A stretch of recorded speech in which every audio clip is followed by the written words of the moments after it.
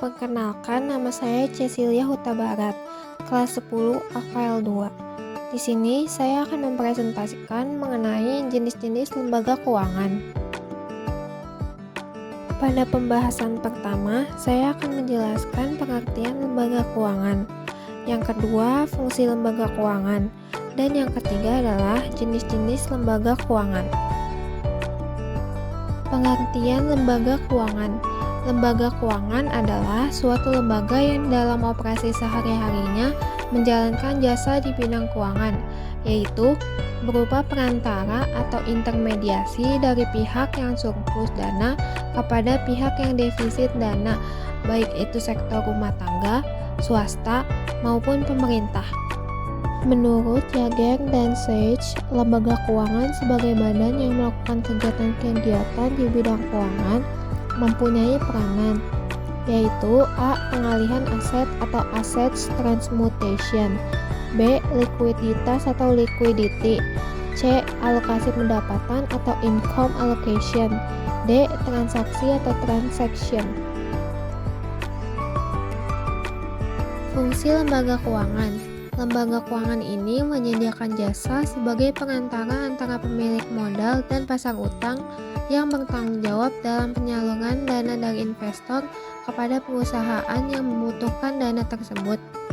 Kehadiran lembaga keuangan inilah yang memfasilitasi arus peredaran uang dalam perekonomian, di mana uang dari individu investor dikumpulkan dalam bentuk tabungan, sehingga risiko dari para investor ini beralih pada lembaga keuangan yang kemudian menyalurkan dana tersebut dalam bentuk pinjaman utang kepada yang membutuhkan.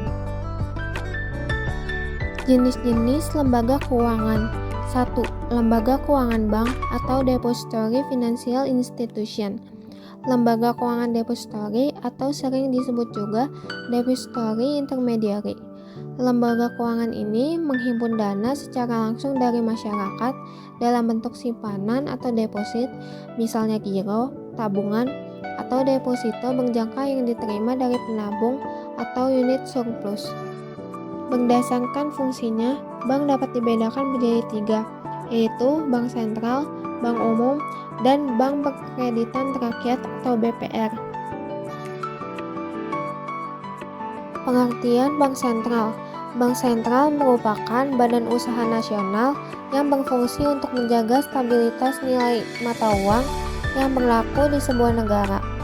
Untuk mencapai tujuan tersebut, bank sentral memiliki tujuan menetapkan dan melaksanakan kebijakan moneter, mengatur dan menjaga kelancaran sistem devisa, serta mengatur dan mengawasi bank. Di Indonesia, yang berperan sebagai bank sentral adalah Bank Indonesia atau BI. Pengertian bank umum. Bank umum merupakan bank yang bertugas melayani seluruh jasa-jasa perbankan dan melayani segenap lapisan masyarakat, baik masyarakat perorangan maupun lembaga-lembaga lainnya. Bank umum juga dikenal dengan nama bank komersil dan dikelompokkan ke dalam 2 jenis, yaitu bank umum devisa yang melaksanakan jasa yang berhubungan dengan seluruh mata uang asing, dan bank umum non-devisa yang tidak melaksanakan jasa yang berhubungan dengan seluruh mata uang asing. Pengertian bank perkreditan rakyat atau BPR. Bank BPR merupakan bank yang khusus melayani masyarakat kecil dan pedesaan. Bank perkreditan rakyat awalnya berasal dari bank desa, lumbung desa, bank pegawai, dan bank lainnya yang kemudian dilebur menjadi bank perkreditan rakyat. Jenis produk yang ditawarkan relatif sempit jika dibandingkan dengan bank umum. Bahkan ada beberapa jenis jasa bank yang tidak boleh diselenggarakan oleh BPR, seperti pembukaan rekening giro dan ikut clearing. 2. Lembaga keuangan non-bank atau non-depository financial institution. Lembaga keuangan non-bank adalah semua badan yang melakukan kegiatan di bidang keuangan yang secara langsung atau tidak langsung menghimpun dana, terutama dengan jalan mengeluarkan kertas berharga dan menyalurkan dalam masyarakat, terutama guna membiayai investasi perusahaan. Lembaga keuangan non-bank terbagi menjadi 3 jenis, yaitu lembaga keuangan kontraktual, lembaga keuangan investasi, dan lembaga keuangan pembiayaan.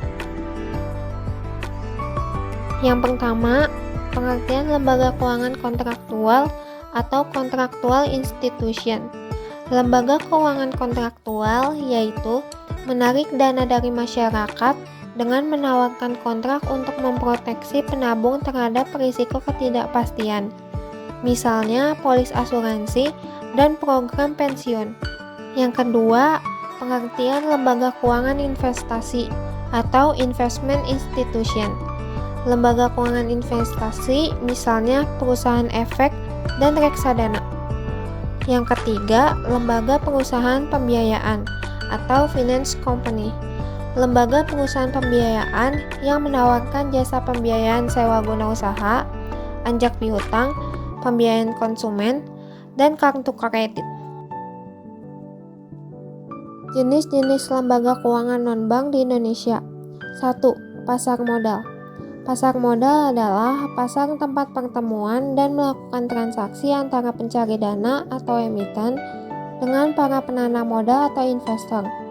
Dalam pasar modal, yang diperjualbelikan adalah efek-efek seperti saham dan obligasi, di mana jika diukur dari waktunya, modal yang diperjualbelikan merupakan modal jangka panjang.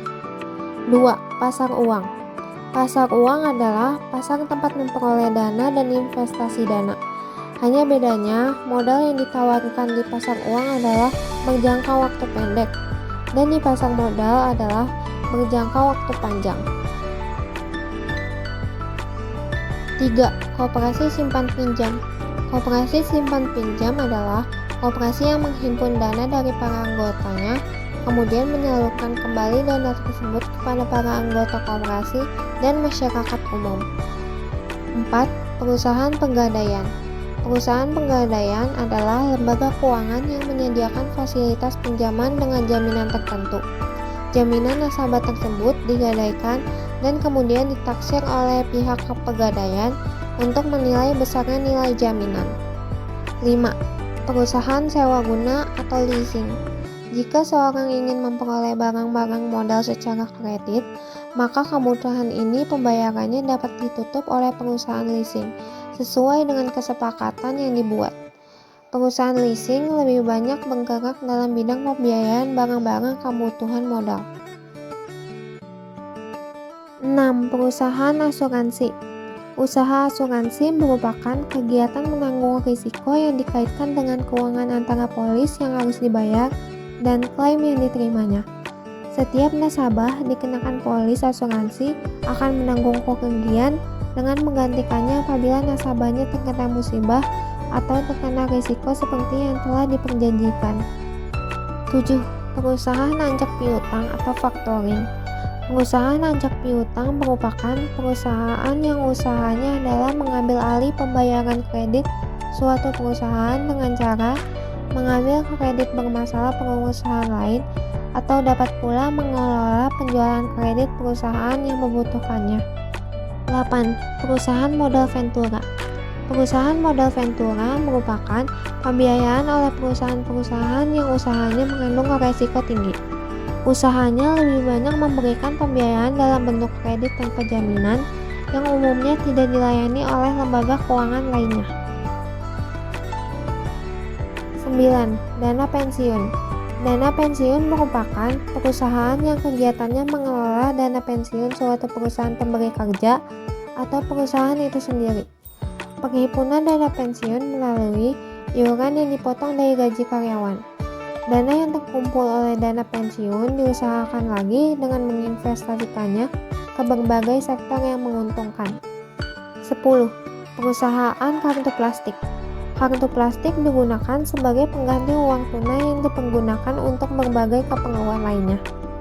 Pihak yang mengeluarkan kartu plastik ini dapat dilakukan oleh bank atau lembaga pembiayaan lainnya.